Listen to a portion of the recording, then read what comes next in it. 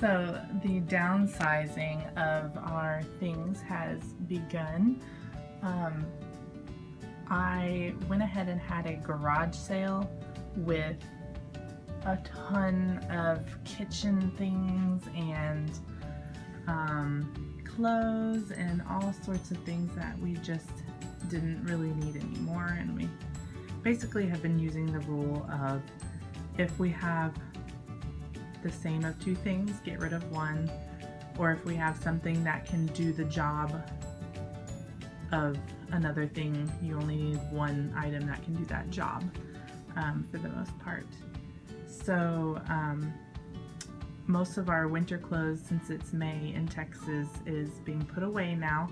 It's been a fairly cool spring, and just about a week ago we were still wearing sweaters. So we finally have put away our winter items, and I've just, you know, rolled them up tight in here. So we have gone and rolled up everything nice and tight to fit in here, and one other bin. We have also labeled them, and I'm gonna go ahead and put a piece of tape over that so that way we make sure it stays in place. The other items that we have majorly downsized is cups and dishes and all sorts of things like that. And basically just keeping one of everything.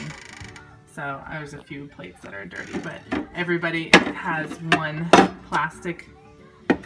They look like they're glass, but they're plastic. Pretty little plates I got from H-E-B, which is our local grocery store. There's 5 of these. Right before we move in, I will get rid of these as well. They're too big and I don't like them anymore. These are also a nice little glass. They're not glass, they look like they're glass, but glass looking plastic bowls. And they're nice and small, but they're fairly deep, so I figured that would be good for space conservation. And I can't get rid of this. I got it in pairs, so I might keep it in the RV, or I might box it up with my china and put it away. And I love this bowl too, so we'll see what happens with those. Here's another box with our winter clothes, jackets and such. This one has a lot of my scarves in it. I definitely downsize those a lot because I'm a little obsessed with scarves for some reason. Since we're going to be storing this in a barn-like area, I am going to seal the edges here with tape on all the boxes to keep the critters out. Then I also have gone ahead and, excuse my huge sewing mess, downsized a lot of the toys, but this box here is going to be the craft box. I know that me and my girls like to craft a lot and do fun things like that with creative materials that we've collected, so I wanted to hold on to those. So I've thrown out what we don't need or what's yucky or messed up, and everything else is in the box here to store as well. I still have a ton of work to do and a ton of things to go through, but I cleared out all these bins here, and I've only got one bin of fabric, which for me is like shocking. I still need to put some of that fabric in there, but I typically have like 5 or 6 bins of fabric, so it was a little hard giving a lot of that away, but I figure other people can use it instead of me just having it sit there. Yeah, so I went ahead and spent the afternoon cleaning up that huge mess you saw 2 seconds ago. So I just wanted to kind of show what toys we kind of have left. I'm not sure what all they're gonna keep in the RV, but we have This box here is a train set, and the little castle on top, we like to call it the Clippity Clop Castle. That's a tongue twister. Clippity Clop Castle. It has little horses that hop down the little ramps and stuff, so the girls really like that. And then we have these bins here with a few things in each one, and they used to have labels on all of the stuff, but the girls kind of ripped up. Balls, dress-up clothes, things that inspire imagination is kind of what we decided to keep. So a lot of that is dress-up items in those bins. Then this is the musical toy box. This is dolls.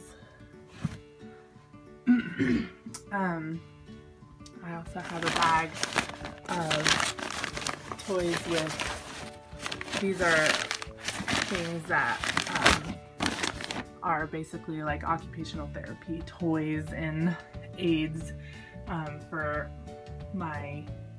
one of my twins who has sensory processing disorder. Then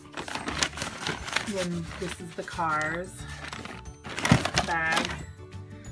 This bag is full of other bags, like toy things. It's kind of funny, but they love their purses and bags. And then Mr. Potato Head is good for body awareness, so we're gonna keep him.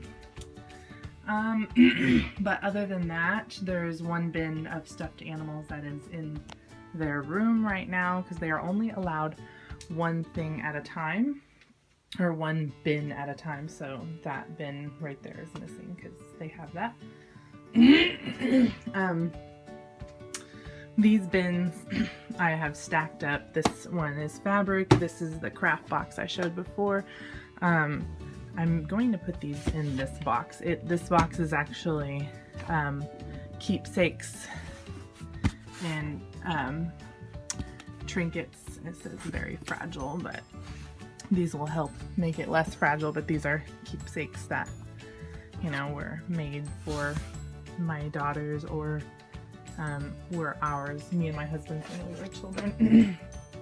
I also have school supply type things here, pens and things that I still need to go downsize. Here's the pile of curtains that I'm working on. They will be done soon. I did do the lining on those, but yeah, so that's basically it. There's Buttons. Say hello, Buttons. Hi, Buttons. She's kind of a messy eater there, so haven't gotten around to vacuuming her area. I'll have to show a separate video with our idea for Buttons' area of living and litter box and all that kind of stuff in the RV. Hi there. She's my buddy. She's actually more of my husband's buddy, but you know. So I will show more as I get more done. This has been a major learning experience. I think that most Americans are sort of taught to hold on to everything, and I don't know if it's just Americans, I have no idea, but I know that we have a lot of crap and it just needs to not be like that because there really is no reason for it. I want to teach my children that life is not about the amount of things you have, and you can be resourceful and, you know, use minimal amounts of items in your life and still be happy. So we will continue to downsize, and come September, hopefully we will have done enough to be comfortably living in our RV and not be super crowded with stuff. So see you soon.